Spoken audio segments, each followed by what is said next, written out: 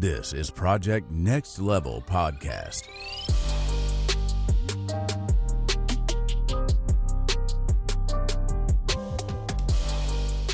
Welcome. This is Project Next Level, baby. We are in the house with Maxim Shtraus. My man flew all the way from Philly to see me and to sit down and talk to me. I'm super excited to pick his brain and get some great intel on what's happening in the real estate world and also worldwide. Maxi $1 Million Bill. So how you doing? I could send my flight and all that expenses all paid. I'm going to send it to your accountant sitting here right in the studio. I mean, we'll talk. Okay. There's a possibility, bro. But all bullshit aside, how you doing, my guy? I'm happy to be here. How's your flight?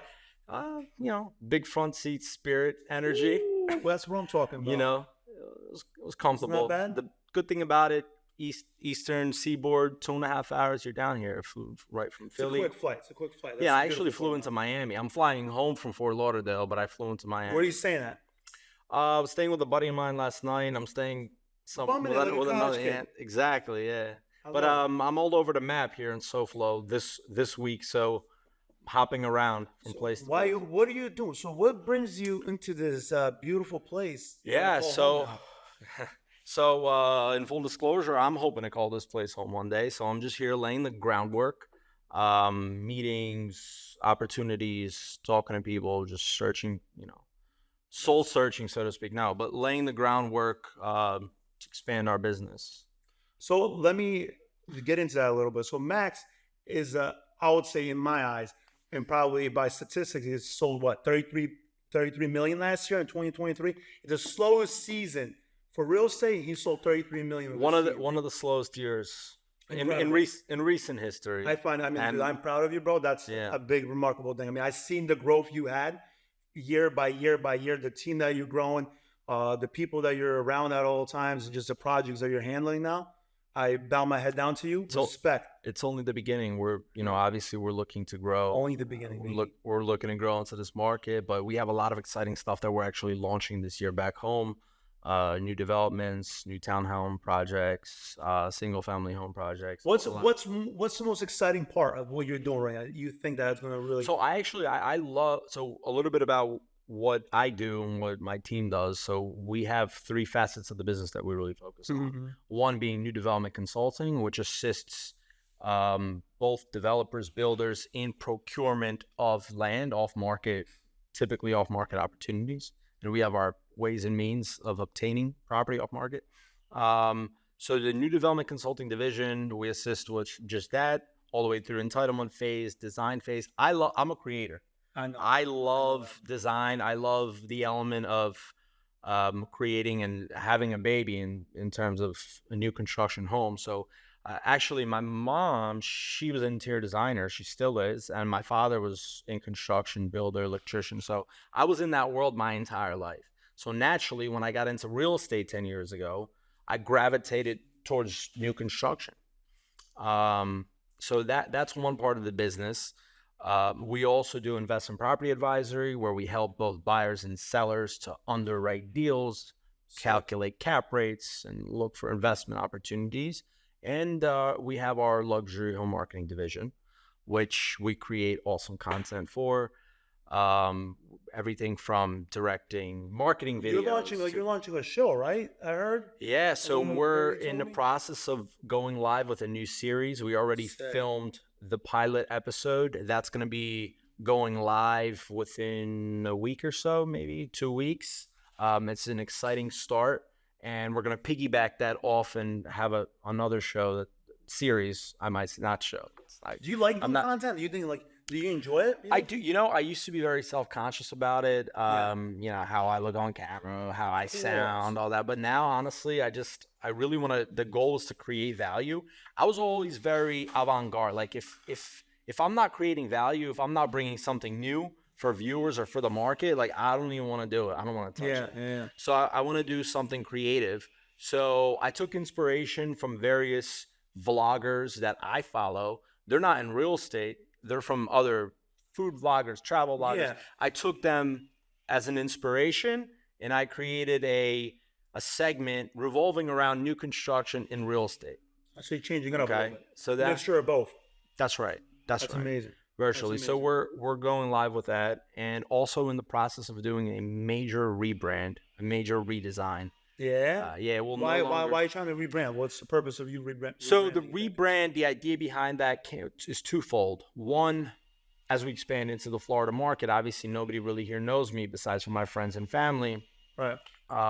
So I wanted other agents that I work with to be able to take ownership in a brand that looks cool, that looks good, a luxury brand catering to individuals, and it's clean. It's not to take anything away from you, but it's next level stuff. Next level, baby. That's where we're at.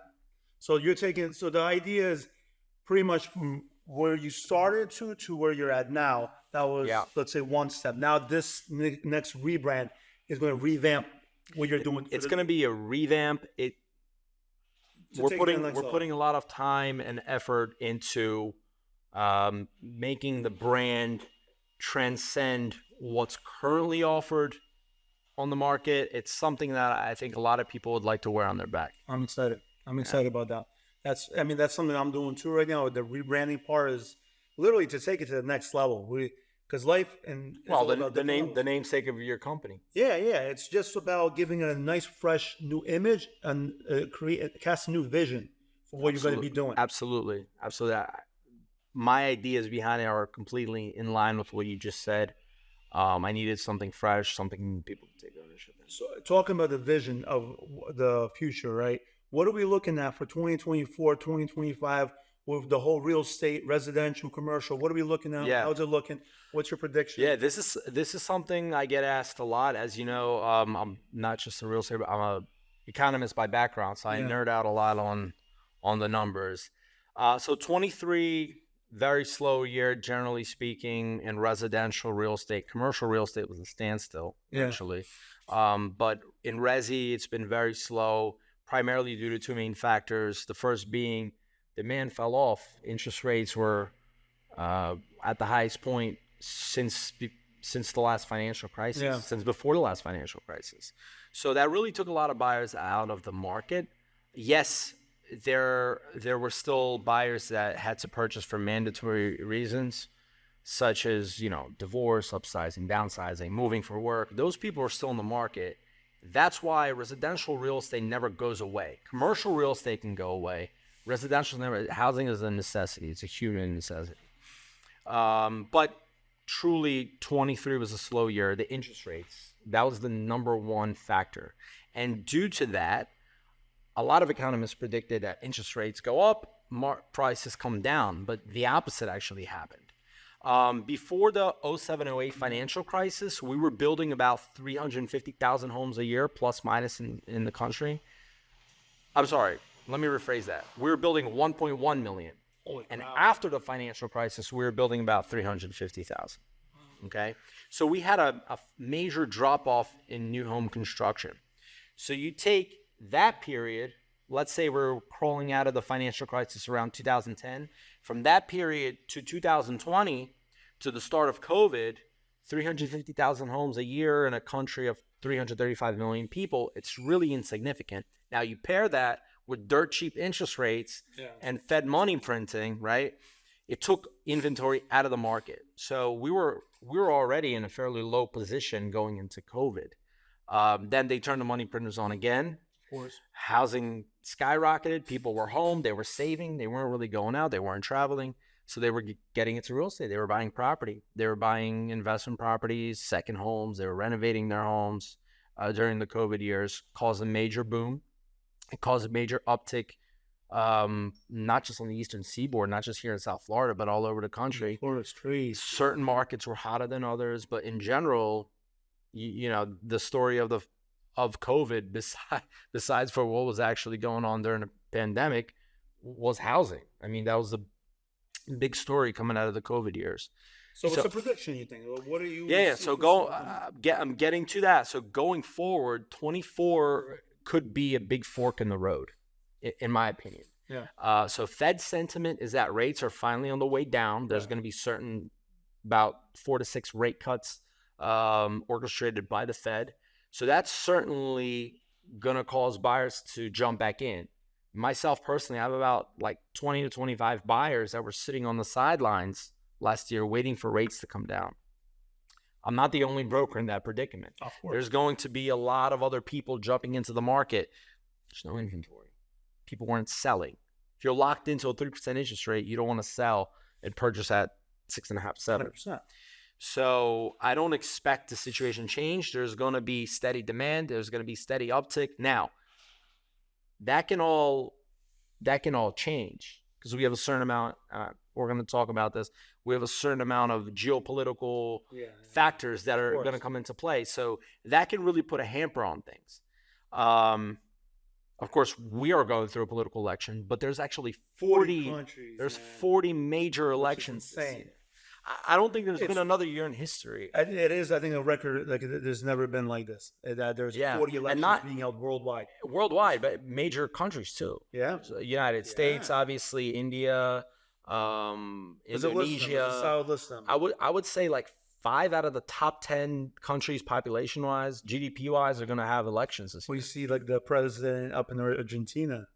Yeah, he's really shaking up Latin America. That's a huge change. Your wife is from Colombia, so I'm sure there's some kind of effects on that as well. There's a lot. Well, Colombia has its own series of episodes. Of course, but they had, Pietro. He went into power last year. He's very socialist leaning. So what happened in Argentina? Virtually, that's a product of the pendulum.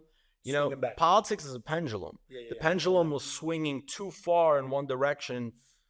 For too long of a period of time, for over 40 years in Argentina. The real question is has the pendulum swung in America that far? Or are we still swinging? It's really hard to say. I could definitely, we went through, let's say, Bush, Clinton, Bush, Obama, Trump. So it's been swinging back and forth. Yeah. I'm not really going to touch on, far left, far right politics, but how about today's climate? I mean, today's climate's it's certainly divisive for sure. It's certainly a divisive, electrified climate. But what do you foresee? Let's just play out some hypotheticals over here.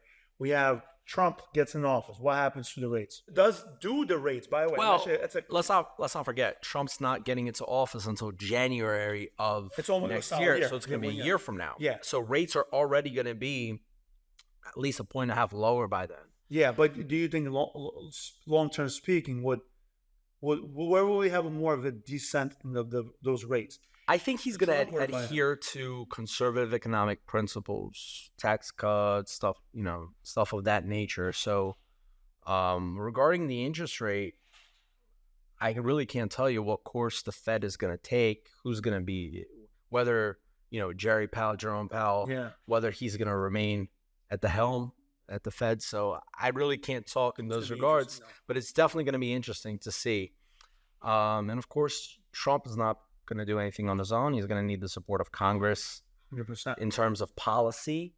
So whether the Republicans can have they were calling for a red wave last, it didn't quite happen. So we'll see what happens next time around in those regards.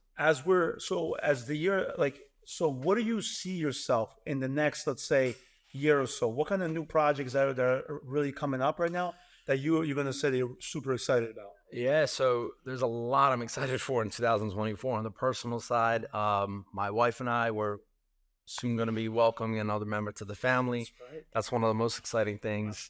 Right. But the rebrand, we're launching a new series, bringing on new members to the team. We're breaking ground on just 3 new development projects in the next few months. That's going to be both in the Philadelphia market, in the Bucks County market, the red hot Bucks County market. Off the top of your head, you lived in Bucks County for many years. Yeah. Just off the top of your head, how many listings, total listed properties would you say are on the market? It's an area of 650,000 people. How many total listings would you say there are on the market? I mean, the way you're making it seem is very low. I'm guessing. Let's just say 200. I don't know. 200, slightly more than that. About 490. That's not a bad guess. It's a wild guess, man. 490. That's nothing. So when I got into the business 10 years ago, it was between like 3,000 and 3,500. Dude, there was a time when that literally there were more real estate agents than houses for sale. Not a time now. Now as well? Yeah. I think there's 5 licensed agents for every 1 home on the market in this country. Yeah, it's wild. That's crazy. Something along But because a lot of people come into real estate thinking it's easy money when you gotta consider there's a lot of people that throw their hat into the game, so to speak. Why do people do that? That's my question. I don't know why is it an easy out? Because they think it's easy to make money? They think it's going to be easy money for selling their friends and family home. Unfortunately, that can't be further from the truth. Me personally, I would say, like, you know, if you're my family member and you just did construction part just for family and friends, unfortunately, I wouldn't want to work with, because you don't have the expertise to know how. What happens most of the time is they end up calling us experienced agents and brokers. Repair your deal, pretty much. That, or just they're putting together an agreement of sale and they call me asking, for help. And listen, I have no problem offering mentorship, but my first question is this what you're looking to do? Is this how you're going to feed your family? Is this your main thing? Then absolutely, I do like mentoring. It's very important. I had a mentor going into the business. It's a very important aspect. But when people tell me, I'm just doing it as like a side gig just to sell my friends and family home, it's kind of It's just like any profession. You have to be fully dived in to understand the business.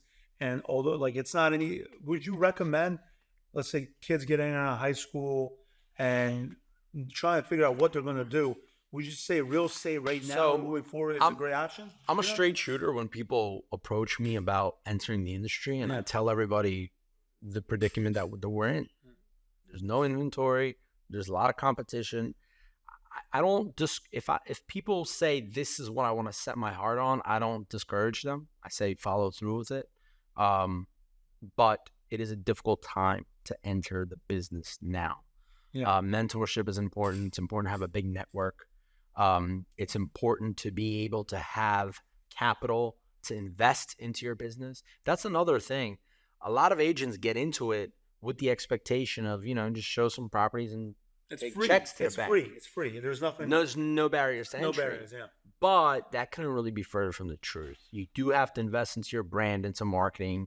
If you're listing somebody's home, they have to know that you'll spend money on advertising, because 50 pictures. Other people to go for. You got to explain to them. The average individual today knows 10 licensed agents. Yeah, it's true. The average individual. I feel like every other person I know is a freaking realtor. Yeah. Legitimately, but I only know one Max. That's a fact. So out of all the people in this room, at least more than just myself is probably licensed. Yeah, most likely. It's a big possibility, man. It's crazy how that literally.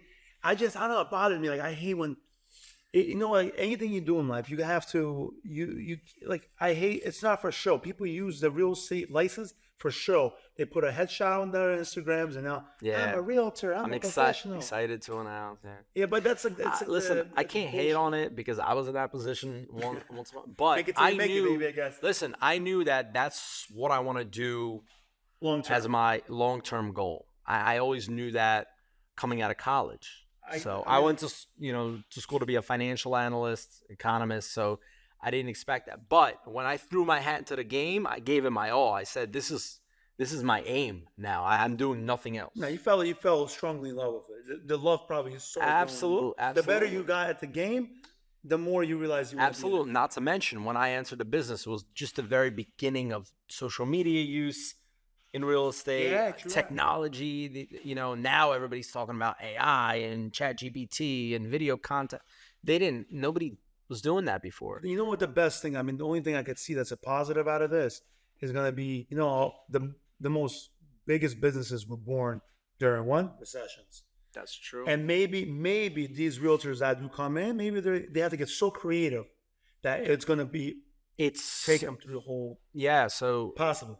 Maybe. So they say something like 70% of realtors fail in the first few years in a business. I think today it's more like 90%. But that 10%, they're going to be stronger than ever. They're going to be a really really you gotta tough get crowd. creative. You gotta get Yeah. creative. You gotta figure out. I think- you're telling me all about. All I think the you're time. spot on in those regards. Being avant-garde, being different. Yeah, it's Being gonna different. you become the separator. You start separate yourself from literally the average realtor. You have to differentiate yourself. You have to have a niche. If you're gonna put, Leo sells real estate in your email, you've probably already missed. Yeah, no, You gotta have get- it has to be different. You gotta take it. You to the gotta next because level. that's your personal brand. That's your Yeah. personal brand. That's why it's okay. Yeah, So tell me this, like as the whole world's in chaos as well. So you got the Israel, you got Palestine. You want to touch on that a little bit? Yeah, You wanna absolutely. Put a couple words in that. Absolutely. You're very so smart about this stuff. another factor that certainly affects buyer sentiment is headlines. I call it, it's headline risk virtually. When you're about to buy a house and you're on Twitter or you turn on the news and it looks like the sky's falling, it may change the buyer psychology, so to speak. And it might fear-mongering. make you Straight fear mongering. Huh? Yeah, there's a lot of fear mongering, especially today. Algorithms trigger content that triggers you. Yeah. So, and also there's a lot of scary stuff going on with AI and how that's controlling the media now. And we may be living in a world soon where it's completely AI driven. So we can touch. We can touch. Yeah. With AI, do you think it's in your industry? Or is it possible for it to take over fully? You would say. I don't know about To a certain I don't know extent. about takeover fully. I was just talking about buyer psychology. Buyers and sellers, when they're making such large financial purchases, they certainly want to have somebody holding their hand. I think AI is going to play a major role. Yeah. Major role. But the human factor still But the exists. human in the industry. factor is going to exist for the foreseeable future. Yeah, What's okay. going to That makes happen sense. That makes 20, 30 years down the road? I don't know. We might all be bionic cyborgs by then with Neuralink. Elon's working on that. But Elon Musk. How we feel about Elon Musk? I'm not trying to jump around. I think but he's I think he's yeah. I'll touch on Elon and we'll jump back into what's it's geopolitically what's going on. Elon, obviously, brilliant individual. I think very rarely do individuals as smart as he is come about. And more so, he has that businessman-like gene, so to speak, a mix of both. You rarely have that. You could probably count on two hands the amount of people in history that possess 100%. both the engineering science mindset as well as the business mindset. Bill Gates would probably be another. He's doing incredible things. I think he's hurt himself in certain aspects. Jumping into politics and getting involved in stuff that he shouldn't involve in. But he's changing the world. And one thing that Elon always says, we don't have enough people on this planet. Because the only way we can ever get off this planet, the only way this civilization can survive is to have more people. The more people, the more chance of smart people being born. Correct. The more chance of smart people, the more engineers who could potentially take us off this planet, which time is ticking, obviously. There's no question about it. So I think what he's doing for Twitter, though, I think he's is a doing huge something. thing. Yeah. I I don't, think it's and freedom you of can't even speech. say that's just for Twitter. I mean, That's one he aspect of it. created he didn't create a platform. He bought into a platform. There's definitely pluses and minuses. Yeah, there was a lot of extra employees that they didn't need to run Disposed that of. business effectively. But I think it's also creating like all these bots, and it's really a shit show. So I don't know if you're on Twitter. No, I'm not. But I know dabble. with the situation. I dabble a little bit. I have see friends. your tweets. I have see friends your that are tweets. big on Twitter, but there's just a lot of extra clout going on there that shouldn't be there. But listen, They're that's figuring the it out. burden. It's been probably what, a year? When did it happen? That feels like something like along that, right? those Plus lines. Somebody pull it up, maybe. Yeah, I need a Jamie. I need a Jamie. I was kind of hoping you already had that. Can we actually pull up when that went down? When was Twitter acquired? Can we get the fact on that? Regardless, heading back to geopolitics and how buyers, not just home buyers, but other consumers, I'm sure people who call you and say, hey, Leo, I'm thinking about doing so-and-so to my home. It's going to cost me X. But the climate. But when people are worried about the geopolitical climate, they kind of hold on to what they got. Yeah, for sure. So obviously we know there's a horrible conflict going on in Eastern Europe, the Ukraine-Russia conflict. Russia invaded Ukraine. Oh, it's going to be 2 years in February 24th. Yeah. I actually remember the date. It's my wife's birthday. We were flying to Vegas when that went down. That's one of the biggest events probably in modern history, I would say. I mean, undoubtedly, it has consequences that are not yet fully felt, but I think it's gonna certainly go down in history as one of the largest conflicts. That there's destabilization going on. You have NATO and Russia and going back and forth. America throwing, yeah. Listen, it's a proxy war. 100%. It's a proxy war at the end of the day. And it sucks is that some people, I realize that people are sometimes a little too blind by it. The small man, every individual day man in Ukraine and Russia is suffering. I mean, There's no question families are about suffering. It. But the sad part is that it's not. If it was so simple, everyone, there would be a clear answer. It's not simple. It's a proxy war. It's a proxy war that's been started, and it's come. My deep understanding of this, I see my mom's side, my dad's side. They're obviously Ukrainian. It kills me, but it kills me also to see that the country I live in, America, this was done by us. This is mostly done by America. That's my personal opinion. I think it's hard. We certainly played a huge role. Yeah. We certainly played a huge role. Yeah. Question is, what would have happened if Trump was in office? I think it's the question everyone asks. That's I think what everybody has in the back of their mind. But it's a 70% chance. I don't know. By my I don't know. I think a more fair question would be: would it have happened at that point in time? Could it have happened one day in the future? Probably. But would it have happened in that time period? I don't know. It's hard to say. Yeah, you can never say. We have no idea. Maybe not. Yeah, could the response have been more harsh, more intimate sanctions, more intimate? That would maybe only anger them more. But yeah, that's why it's a complicated situation. Could be. At the end of the day, I'm really a believer that there's only maybe a handful of people in Russia who really wants that war to go on. At the end of the day, so let's not forget that. It's all about money at the end of the day, man. It's all about money. Money and power. Yeah, money and power. That's all it is. That's what war is. So that's that, which could also expand into a greater regional war. And then, of course, we have the conflict currently going on in Gaza, and that's a horrible conflict that really hit home. Obviously, us, being Jewish and whatnot, and feel an emotional connection to Israel. I have family still in Israel today. It's crazy. The fact of how many people fly back to Israel to fight. That's what shows me. I'm like, holy crap!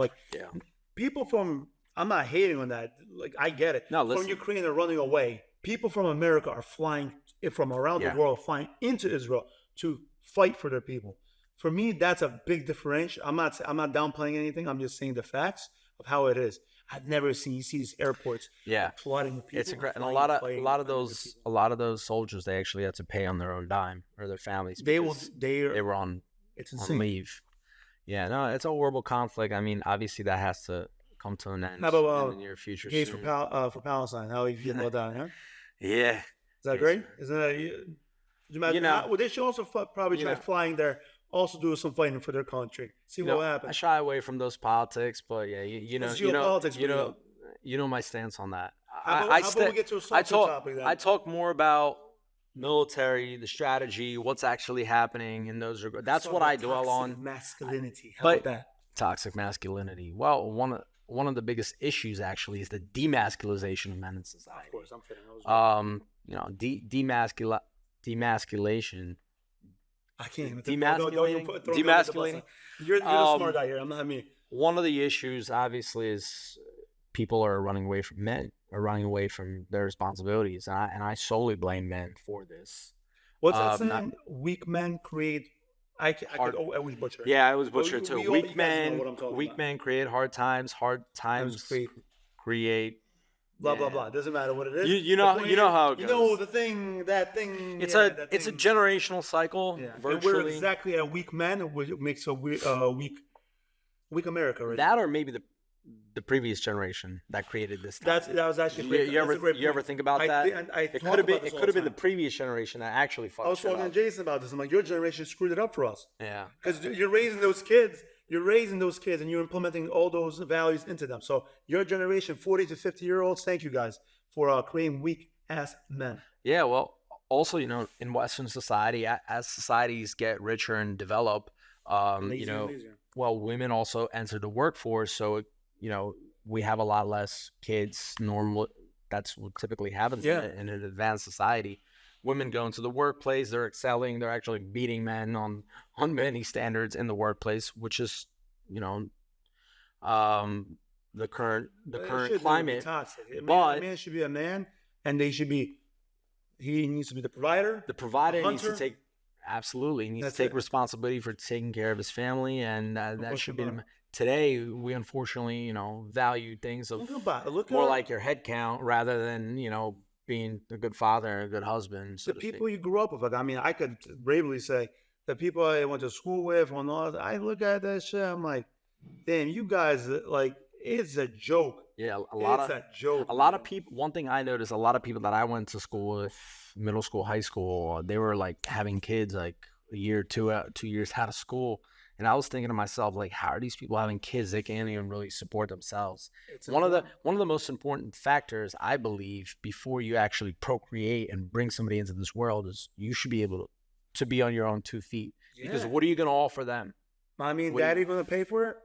I think that's what a lot of people, they lean on mommy, daddy. And they don't get the... I think our familial safety net was cast a little bit too wide. That played a role into the way men act in society today. Yeah. Also learned helplessness. 100%. These are all factors. So tell me this. I want to get into this because this is something very important for our audience to hear. And for me, it puts me in tears when I heard this. We went to Dominican. We had some great conversations about this. It goes into 2 things. We're going to start from your full battle of cancer, which is wild. And so before Dominican. Yeah, before Dominican. Then we'll get to Dominican and what happened. You want me to like touch on the story about it, how it went down? Give some people inspiration on your whole cancer ride. So a little after my wife and I found out that we're having our first son. By the way, your situation, how you met your wife and everything is very difficult too. And very interesting. Give us a slight little story of that line, real quick, and then right to cancer. Yeah. So my wife, we actually met when I was on a trip in Colombia, in Medellin. My wife. What kind of trip was it? It was a bachelor party. A friend of mine. It was his bachelor party, and Evelyn. She at the time worked as a manager in a small hotel operator. Yeah. They operate hotels and Airbnbs, and she was actually just happened to be there that day. And I was actually in a previous relationship then, so nothing really happened, but there was some kind of spark, and we just kind of kept in touch. Yeah. Nothing happened between us at the time, and after the pandemic started, and we just kept in touch, like, hi, how are you? Hope all is well, And after the pandemic, I went back to see her, and I visited her, and we kind of hit things off. Crazy. Yeah, so that very interesting story. But there's a deeper connection that my family has to Latin America. I don't know if you knew this, but I actually have a whole line of family in Peru. I had no idea. Yeah, so my great grandmother and her family, her side of the family, they moved to Lima, Peru in the 1930s. So they had a whole line of family there. So my grandfather, who sadly we just lost him in November. Yeah, he was 91 years old. He was the epitome. 91's beautiful. That man, David, he was the epitome of the great generation. He truly was. But anyway, he was born in Lima, Peru. And he went back. So my son was actually not the first person in our family born in Latin America. You had that, yeah? You wanted that. Yeah, so we always had that, I don't know, some kind of emotional connection. It's hard to explain. But going back to what you're talking about, So shortly after, my wife and I found out that we were expecting a baby boy, I had this scare. Was at boxing at the time, just like not like contact, but it was like, for workout. I thought I like pulled some kind of nerve or a pinched nerve, something in my back, and I thought, it's gonna go away. And it kind of transgressed and it got worse. And I remember the day like it was yesterday. I was actually FaceTiming with my parents and my wife at the time, and I got Was she your wife at the time already? Or she was. We were engaged. Yeah, engaged. Yeah, that's right. So, yeah, we weren't. Yeah, we were engaged. Yeah. So essentially, we were on FaceTime, and all of a sudden, I got shivers, and I'm shivering and sweating like fever, and I have this like crazy pain. I couldn't sit. I couldn't lay down. I couldn't stand up. It was excruciating. It was a broken rib, actually. So yeah, I ended up going to urgent care. Randomly? Yeah, so I'll Because explain. that's cancer. I get it, but that's okay. So in the morning, I ended up going to urgent care. I promised them I'd go. They did an X-ray. They thought maybe it was like a pleural effusion or some kind of pleurisy, some kind of lung thing.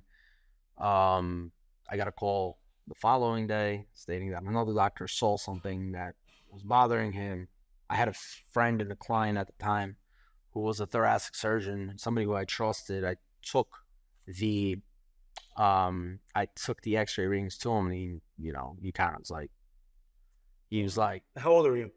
I was 31 years old, right? How old are you now? 33? Yeah, I'm 33. Yeah, that's really not long. I was 30. Yeah, no, it wasn't. It's gonna be. I can't believe that was 2 years ago. That's it.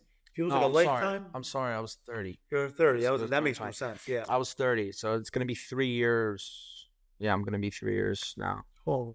because Nathan is 2.5 right now. And then that all Yes. happened. That changed your whole perspective of life, I'm guessing. I Well, know. Not right. No, It changed a lot. It changed a lot. I'll never be able to explain why it happened. I was always healthy, working out, eating right. Just kind of happened. Mutation cell. I was diagnosed with stage 4, large B cell lymphoma. I took a lot out of the experience. I never missed a day of work, like never skipped a beat. But that had everything to do with my son being, it's a blessing. You can say he was. He saved. he is my a blessing. I get it, but probably saved my life. that because he gave you the full purpose of life. So you have to. Yeah. But like I learned so much during that time. Like the way the whole healthcare system works and Ins and outs. chemo and the way that people are like cash cows, basically. Like I can say that openly. Of course, you can say anything. Sitting in the chemo room, you're getting injection, and like they're walking around like a cart of donuts, like selling people donuts, like, and glucose. Cancer feeds off glucose. Just like that's how the system is built. The system is meant to keep you sick. I'm not saying we have bad care providers. We have excellent physicians and nurses and the hardworking people. You have to make them dependent on the government. They have to keep them sick. That's how you drive. That's how the world goes. That's just reality. Sadly, I said it, not you. Inadvertently, yeah. Yes. So how did it change you mentally? Like mentally, what triggered? What kind of thoughts? I'm sure you had the worst thoughts in your head. But let's say, just not to go too deep, what are the positives you think you've seen out of this? Like what positives or negatives? Give me both. Yeah, give me some both. So the positives, it really shed light on the situation that people are facing today. I didn't realize until I started doing my own homework on it that we're going through a pandemic. And you can look at that any way you have your views on the pandemic. I have my views. I have a guest that's coming on next week that most likely, but I don't want to get canceled. But I am a firm believer that we're in the midst of a horrid epidemic of cancer. I'm talking about young people. Yeah, there's statistics out there are insane. By the way, talking about really young people, under babies, 40, under 40, toddlers, 30, People in their formative years. Every day I'm reading articles. I follow a lot of stuff. So Of course, this is your world now. Yeah. So that's probably one of my purposes. Probably one of the things that I'm going to be living besides for my family. Probably one of my life or something. Yeah. What do you think, like a I foundation? think that's really my goal. I just want to make sure, one day when I have the assets that I could attribute to something like that. That's certainly my life goal. One of my life. That's one of my, but not just to, give money to Alex's smart. Lemonade Stand or the American Cancer Society. I want to actually see things through. And one of the things that bothers me and that keeps me awake at night is out of all the cancer funding out there, only 10% goes to childhood cancer. Only 10% of that. At a time when there's a crazy increase. There's a huge uptake. Yeah. There's a huge uptake. So those are the most innocent members of society. Those are the most, you as a father, me as a father, God forbid, it's a scary thought. It's a scary thought. Even your kid, they cry for a second, your heart hurts. Yeah. And then that, I can't imagine. Scariest thing as a parent, I can't imagine what other parents that have kids scariest thing like it has to be one of the worst things. So when I say that's one of my missions, that's what I'm referring, particularly childhood cancer. Yeah. No, I mean that's hits home for you, man. That's crazy. Yeah. So okay. And negatives too. I always like to drink, everyone else. But actually, obviously not supposed to drink alcohol while you're in chemo, but it actually caused me to drink more. And maybe that's what healed you. I was home. I was home by myself. Really, my wife was. Yeah, she was still in Colombia. That's a big one too. And she was pregnant in Colombia. She was pregnant in Colombia. I was actually traveling between chemos, to see her. Man. Oh my God. I think that's for a different time, though. It was a tough time. So, but I would drink a fair amount. So that's actually a perfect transition into the final thought. Your whole alcohol situation. I know that you stopped drinking, and this is when Dominican we went on another bachelor party, and we just had a deep conversation. That was a huge life event. I don't know. It's something, obviously something happened. I don't have to tell you, but in the midst of our conversation, and obviously my hat's off to you for just.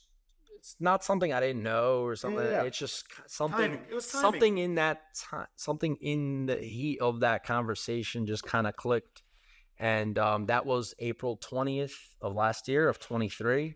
I haven't had a single sip of alcohol since. Not a beer, not a wine. That's what's it gives me chills. A lot of people ask me, but you just can't drink socially? Not just one drink. I don't want to. I mean, everybody says you're not gonna have a glass of champagne at your son's wedding. I'm like, no, that's not something I value anymore. So that's not something. Why wouldn't you toast with a champagne? Because there's other things you could toast with. Why toast with a champagne? Alcohol is honestly, as much as I still drink here and there. Much less than I don't judge anybody. I don't judge anybody for drinking. I mean, a lot of people. It's just something that no longer works for me. I'm not even talking about all the other benefits, mental clarity, health. At the moment, I'm a sole provider and for my family, for my growing family. So I have a lot of responsibility on my shoulders. It's the most difficult. Dude, even now for me, if I drink a little bit, or very rarely, there's hangovers. Yeah. In 1-2 days gone, bro. You're not performing. I noticed that too. After 30, it's a complete difference. No joke. It's a complete difference. But, it actually took months, I would say, 3 months until I really started feeling the effects of better rest, better performance in the gym, better mental clarity, more drive. Yeah. Do I want to have a drink every now and then? Yeah, absolutely. But I just remember it's not a beneficial thing. Don't forget, one of the things that really kept me from stop drinking is I was really big into wine. Yeah. I love probably. Yeah. When we're at a restaurant, my wife and I go to a restaurant, whatever people are doing a tasting menu, I could still give them tasting notes and give them an idea of what to order, what to pair. And I could still actually taste it on my lip, believe it or not. That's how crazy the mind is. There was actually a great show me and my wife watched. It was the God's blood or something that's called, a drop of God's blood. It's all Where's about it on wine. Netflix? It's on. I think actually no, it's not on Netflix. It's a show that's completely based on this. It's an amazing show, man. It's his daughter. I would still. I'm not going. I can't. I want to butcher it. Long story. I'll talk to you about after the show, the podcast. But it's something about wine, and it's amazing about the taste. There's a lot of good shows about wine I can recommend. A lot of good documentary. Psalm is a great one. Yeah. Sour Grapes. There's a lot of good content out there. It's on actually Netflix. It's a very close knit freaking community of wine. It's amazing. It's amazing. It's very interesting. It is interesting. All right. So for the final words, give the viewers some good feedback, something that you really live by, something that's important to you. Just some wise words for your closing. So, one thing's for one, getting out of your comfort zones, leveling up. It's extremely important. It's something you and I talk about daily. I might be just driving in the car. I'll call you and we'll kind of bounce ideas off each other, even being far away from each other. But leveling up, getting in it, hopefully, getting in a routine. Put those big boy pants on. Big boy pants on. Yeah. Well, listen, there's a lot entails. Responsibility you can't run away from. But not running anywhere. Procrastination? We're not running anywhere.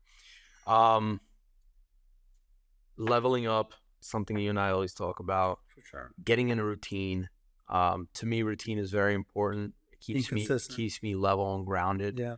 And hitting your goals, not just setting New Year's resolutions, but actually putting a timeline on your goals that before the end of January, I have to have completed this. 100%. Before the end of the first quarter, I have to have completed this. That's very important because at the end of the day, your job in society is to add more value. Your job is to protect and create a better life for your family. Also, side note from routine, it is extremely important to have a good work-life balance. Yeah.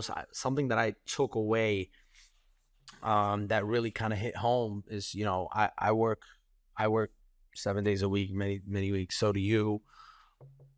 The only people that will one day remember how hard you worked and the hours you work are your kids. Yeah. That's something. So like some days I catch myself wanting to come home. I just cancel everything that I had and come home, and because I want to play with my son. I want to play with my son or hang out with him before he goes to sleep. How quick does it go? People, I think every day, just hours go by quicker and quicker. They get bigger. But that's what's important.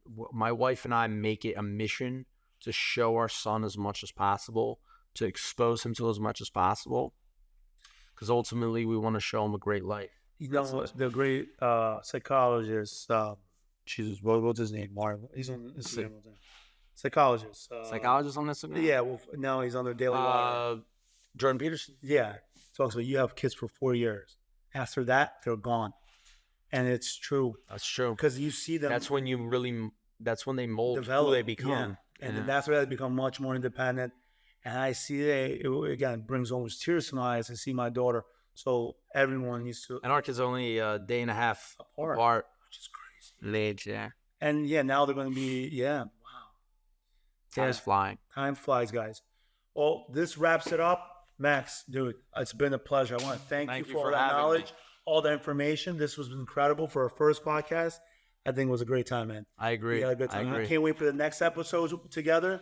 And absolutely. Hopefully have you move down here and create something incredible, even more incredible than you have in Philly, which I know for a fact. We are here for you. I can't wait. This whole network of people that we're creating, it's going to be something different. Absolutely. I can't wait. Guys, follow us, Next Level Custom Builders. Like and subscribe.